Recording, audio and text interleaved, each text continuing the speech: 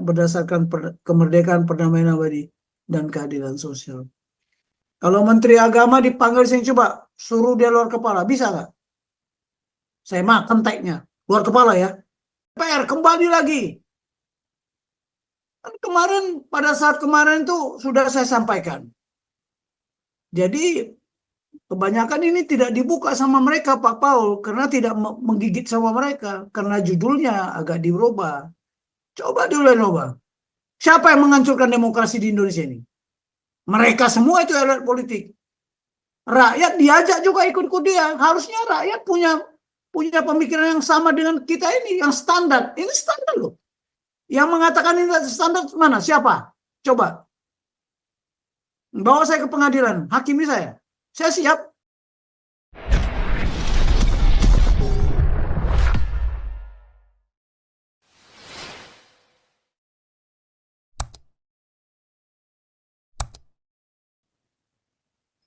Kalau nggak ada, lanjutkan dulu nggak apa-apa, Pak Tobing. Mana si Teddy? Jadi besok hari Jumat nanti gilirannya.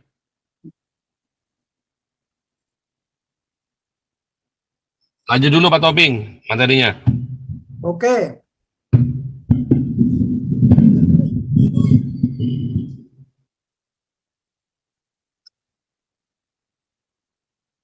Ini saya kira udah pernah saya jelaskan ya, tapi mengingatkan kembali.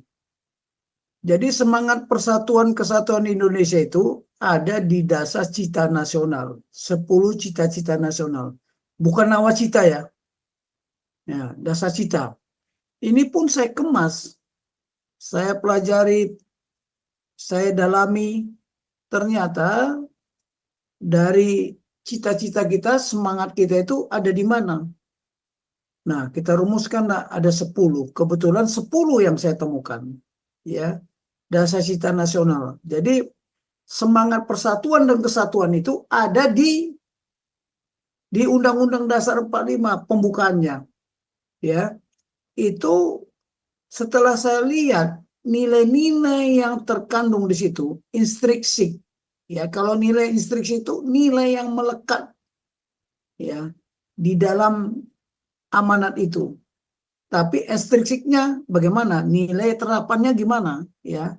Jadi saya menemukan lah ini paradigma karakter nasional keindonesiaan. Karena ini karakteristik kita. Ya. Merupakan satu kesatuan, tidak boleh dipisah-pisahkan antara satu dengan yang lainnya. 10 sekaligus sebagai satu keseluruhan. Semangat persatuan itu ada di situ enggak? Itu nantinya. Artinya harus saling melekat secara komprehensif, holistik, dan integral di segala aspek kehidupan bermasyarakat, berbangsa, dan bernegara dalam rangka mewujudkan Indonesia Raya. Ya, the Great Indonesia. Apa itu dasar cita? Ya, ini. Ideologi merupakan cita-cita. Filosofi cinta akan kebijaksanaan, cinta akan kebenaran, serta kerangka berpikir kristis untuk mencari solusi ya atas segala permasalahan kehidupan berbangsa dan bernegara dari para founding fathers dan mothers. Katanya kalau founding fathers saja nggak mau karena ada mothersnya, ya kita ikutin aja lah. Ya, karakter nasional ini ya keindonesiaan ini mengandung apa? Nilai-nilai intrinsik dan ekstrinsik. Nilai-nilai tersebut tersirat ya, dan tersurat serta melekat inherent, tidak bisa dipisahkan dari semangat perjuangan anak bangsa untuk bersatu dalam membentuk bangsa dan negara Indonesia. Kedua, melahirkan keberadaan ideologi, cita-cita, dan filosofi, pemikiran yang diyakini para pendiri bangsa ya sejak era perjuangan merebut kemerdekaan dan setelah merdeka sampai saat ini. Jadi tidak ada satu negara pun di dunia ini yang tidak dibentuk atau berdasarkan ideologi dan filosofinya. Ya, saya ingatkan lagi, ide itu apa? Pemikiran diwujudkan melalui kata. Kemudian dikeluarkan melalui kata, kemudian diwujudkan dalam apa? Dalam tindakan. Saya berkali-kali menjelaskan ini. Kemarin juga saya jelaskan, ya. Pemikiran Tuhan, ada pemikiran Tuhan. Marilah kita ciptakan manusia segambar dan serupa dengan kita. Dikeluarkannya melalui kata, pemikirannya. Dia wujudkan nggak? Dia wujudkan. Dia ambil tanah, dia bentuk seperti manusia, dia embuskan. Jadilah manusia. Jadi ide yang dilogoskan. Dilogoskan apa? Diwujud nyatakan. Dibuktikan. Ya, barulah karena ideologi itu sumber filosofi, makanya negara itu juga dibangun berdasarkan filosofi. Cinta akan kebenaran, cinta akan kebijaksanaan. Sebagai kerangka berpikir kritis. Nah, kita juga sudah menggunakan ini. Tidak, Indonesia nggak mungkin kalau nggak ada ide para founding fathers dulu. Kemudian dituangkanlah idenya itu di dalam apa? Satu amanat. Yaitu pembukaan di dalam konstitusi. Karena semua negara yang bebas dari penjajahan pasti memerlukan konstitusi sebagai landasan apa? Berbangsa dan bernegara. Ya, ini pelajaran ini nggak main-main loh, kalau menurut saya. Memang, ya tapi saya ngajarnya di Zoom ini aja, gimana lah Pak Paul? Apakah semua orang Indonesia mendengarkan ini? Inilah nanti yang diminta oleh BPIP, ya kita kasih aja. Dia udah ngubungin tadi pagi, saya udah kirim dia minta CV saya kasih biar dia baca CV saya itu. Nah ini karakter, karena tadi kan disebut karakteristik. Pusat kekuatan itu adalah merupakan karakteristik, ya. Karakter bangsa Indonesia seperti apa?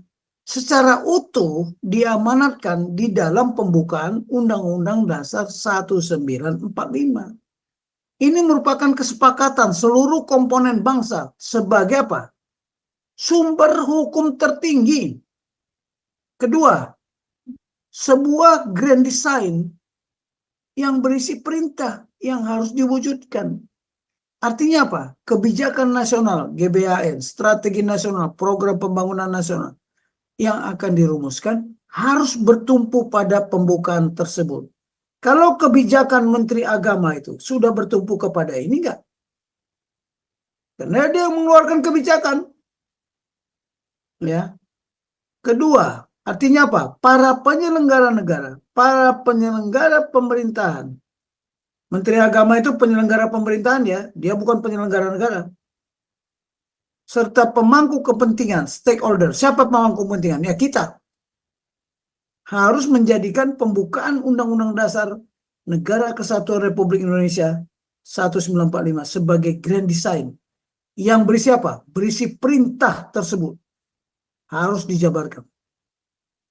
Karena amanat Undang-Undang Dasar itu ada perintah di sana, perintah konstitusi yang menjadi utang utang pemerintahan untuk mewujudkannya. Yang saya sampaikan yang 5 itu sampai sudah di luar kepala itu. Ya, satu, melindungi tugasnya apa? Tugas melindungi segenap bangsa Indonesia. Tugas melindungi seluruh tumpah darah Indonesia. Tugas mencerdaskan memajukan kesejahteraan umum. 4, mencerdaskan kehidupan bangsa. 5, ikut serta dalam ketertiban dunia berdasarkan kemerdekaan, perdamaian abadi, dan keadilan sosial. Kalau Menteri Agama dipanggil sini, coba suruh dia luar kepala, bisa nggak? Saya makan teknya, luar kepala ya. Bahkan pembukaan Undang-Undang Dasar 45 itu hafal nggak? Mulai dari alinea pertama, bahwa sesungguhnya kemerdekaan itu hak segala bangsa. Oleh sebab itu, penjajahan di atas dunia harus dihapuskan karena tidak sesuai perikeadilan dan seterusnya. Hafal nggak? Kalau saya ngetes seorang pemimpin itu aja saya tes, nggak usah banyak-banyak. Ya, bagaimana dia menjabarkan Pancasila? Kan gitu. Nah, ini perintah dilaksanakan di segala aspek kehidupan bermasyarakat, berbangsa dan bernegara. Apa itu aspek kehidupan? Ya kehidupan ideologi, politik, ekonomi, sosial budaya, ya pertahanan keamanan, itulah disebut aspek kehidupan. Pancagatra. Nah, ini kalau nggak dipahami secara utuh, aduh, berat kita bernegara. Nantilah kita lihat, kalau buku kita jadi dibedah nanti ya, disitulah baru negarawan itu tahu. Ya, karena dia nggak, saya kira nggak paham. Saya yakin nggak paham kok. Nantilah kita lihat, nanti mungkin saya diundang untuk berdiskusi, berdialog. Sebenarnya apa sih Pancasila dan pembukaan Undang-Undang Dasar 45 itu? Apa intisarinya? Saripatinya itu apa? Gitu. Nah, ide, filosofi, serta jiwa dan semangat juang merupakan nilai-nilai ekstrinsik terapan dari para founding fathers dan mothers, serta diyakini kebenarannya sebagai apa? Karakter nasional keindonesiaan. Ya, yang membedakan karakteristik bangsa Indonesia dengan bangsa lainnya. Kalau Amerika, dia menggunakan individualistik. Kalau kita tidak, kita integralistik, ya, kekeluargaan. Nah, karakter tersebut mengandung prinsip-prinsip yang harus diaktualisasikan dan diimplementasikan di segala aspek kehidupan bermasyarakat, berbangsa dan bernegara. Jadi aspek kehidupan itu ipolesa angkam ya. Nah, kedua, telah diyakini kebenarannya, sudah teruji sejak zaman perjuangan kemerdekaan sampai saat ini, merupakan pemikiran. Dan pemikiran para founding fathers itu udah out the box. Pada saat itu sudah out of the box.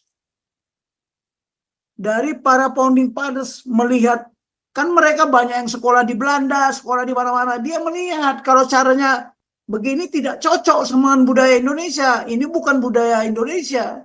Sudah out the box dari pemikiran Barat. Dari konsep pemikiran paradigma kolonialisme. Nah, oleh karenanya, kalau ada pemikiran out of the box dari sekelompok anak bangsa terhadap paradigma tersebut, mereka itu sebenarnya harus mengimplementasikan nilai-nilai yang terdapat di dalamnya. Execute inside the box. Inilah nilai terapan. Bukan yang sudah ada di dalam Undang-Undang Dasar itu diobok-obok. Elit politik, saya jamin juga nggak ngerti. Makanya dia rubah demokrasi senanya. Sebenarnya biang kerok hancurnya demokrasi Indonesia adalah apa? Merubah sila keempat. Makanya sekarang ribut. Lihat di LC itu, kembali ke MPR, kembali lagi. Kemarin, pada saat kemarin itu sudah saya sampaikan.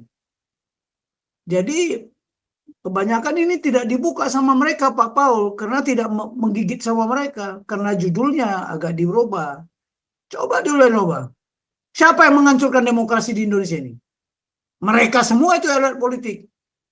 Rakyat diajak juga ikut-ikut dia. Harusnya rakyat punya pemikiran yang sama dengan kita ini, yang standar. Ini standar loh. Yang mengatakan ini standar mana? Siapa? Coba. Bawa saya ke pengadilan, hakimi saya. Saya siap. Nah, jadi pemikiran para founding fathers kita itu sudah out the box dari pemikiran-pemikiran Barat. Tapi kita tidak mengeksekut inside the box, malah mengikuti pemikirannya. Jadi siapa yang salah? Coba Anda sendiri, mari kita berpikir, siapa yang salah? Ya. Terus jiwa semangat juang dan kerangka dasar pemikiran ini merupakan apa? Sumber perumusan karakter nasional keindonesiaan yang menjadikan karakteristik bangsa Indonesia. Tidak lagi karakteristik Batak, karakteristik Sunda, karakteristik Jawa, karakteristik Jawa Barat, Jawa Timur, karakteristik orang Ambon, karakteristik ini. Enggak. Ini karakteristik nasional. Tapi orang Batak punya karakter sendiri nggak? Punya. Punya. Karena karakter itu adalah apa? Watak, tabiat. Ya. Jadi seperti karakter orang Batak ya. Ada Dalian Natoli, Dalian Natolu. Tapi di suku lain nggak ada. Tapi ada mungkin yang sama dengan itu. Batak tanpa ada Dalian Natolu, udah bunuh-bunuhan kali. Karena semuanya raja itu. Nah baik. Jadi sumber perumusan karakter nasional keindonesiaan yang di dalamnya terdapat cita-cita dalam kehidupan berbangsa dan bernegara. Karakter nasional keindonesiaan ini mengandung apa? Berbagai ajas atau prinsip yang harus ditaati. Ya, yang harus ditaati oleh seluruh anak bangsa yang mengaku dan bersumpah sebagai warga negara kesatuan Republik Indonesia.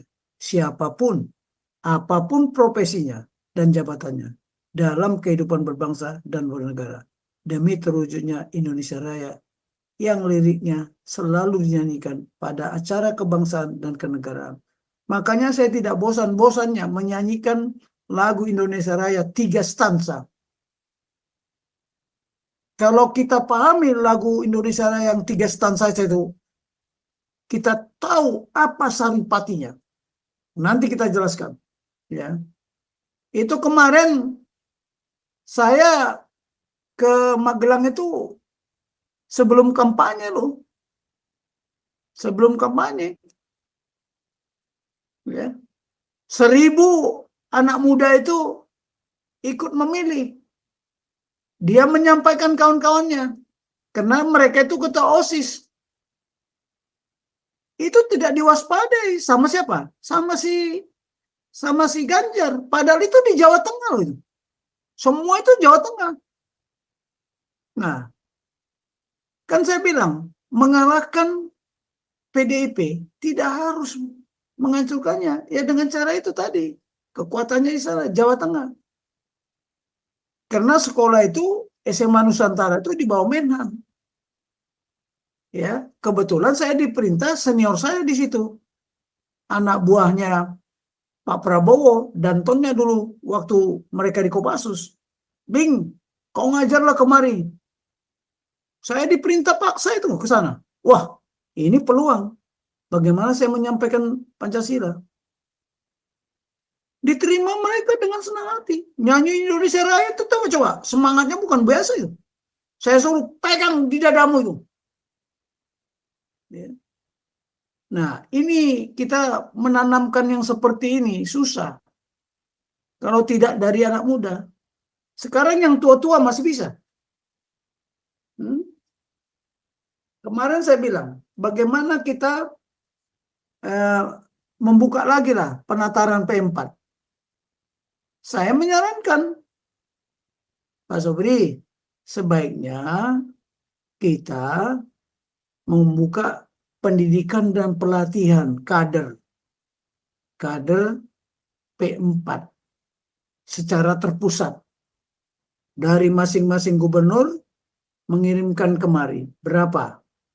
Di situ harus ada perwakilan ya dari pemerintah, ya dari militernya juga, dari tokoh-tokoh adat, masyarakat, tokoh agama, dikumpulkan di Jakarta. Tapi setelah dia diberikan ceramah atau diberikan pelatihan melalui pendidikan, pengetahuannya kita transfer, pengetahuan tentang Pancasila, kemudian kita pelatihan, mentransfer skill, bagaimana dia nanti melakukan, ya, memberikan pendidikan, mendirikan keterampilan atau didemonstrasikan di daerahnya, baru tersebar. Coba Pak pikirkanlah, hitung berapa biayanya, ada 38 provinsi, siapa-siapa yang ikut, dan bagaimana, berapa kali, ya, ada yang kader pertama, kader kedua, kader ketiga. Nah inilah yang kami lakukan kalau di militer. Oh saya pakarnya. Ya, saya berkecimpung di pendidikan latihan berapa lama, itu loh. Nah, ini nanti mungkin akan menyebar karena saya beritahu ya, Gubernur Lemhanas Andi Wijayanto mendapat perintah dari Megawati ya selaku ketua BPIP, sebuah anak SMA harus diberikan pengetahuan tentang Pancasila, wawasan kebangsaan, ketahanan nasional. Tapi tidak terwujud perintah itu karena dia sudah berhenti kan. Karena dia lebih mementingkan bagaimana mensukseskan Ganjar. Dia tidak mementingkan bagaimana tugas. Karena kurang juga pendalamannya tentang agama. Kenapa Daud dipilih? Kenapa Bambangnya nggak dipilih? Karena abangnya berpikir begini. Wah, ini mau datang nabi, siapa nabi yang mengurapi si apa ini ya? Samuel atau Nathan? Nathan, ya. Dia, sedangkan si Daud tidak. Dia tetap melaksanakan tugasnya, menggembalakan domba-dombanya. Ini tugasku. Dia mengutamakan tugas. Ya, ini sedikit cerita agama lah ya, ada kait-kaitannya kok. Nah, tapi datang penasihatnya itu, nabi itu, dia kok dia nggak ketemukan. Tuhan juga berbicara melalui dia. Bukan, tidak ada satupun di antara dia. Tapi ada satu anaknya lagi. Makanya tanya, di mana? Lagi menggembala. Dia lebih mementingkan tugas dari apa? Kepentingan pribadi. Itu contoh. Contoh ya. Jadi bukan berarti kita sudah belajar Bible itu udah jago sekali. Enggak lah. Banyak aplikasinya juga nggak betul kok. Jadi ini ya merupakan semangat kita lah. Ya, saya ini udah lemah. Nah, inilah ya, saya rangkai mulai dari cita pertama, cita kedua, cita ketiga, cita keempat, cita kelima sampai 10. Ini udah ada angkat tangan ini, Pak Paul. Ya. Baik, apa perlu saya jelaskan ini malam ini? Semuanya ini, Pak Paul, itu ada mau tanya itu kelihatannya, tangannya udah diangkat.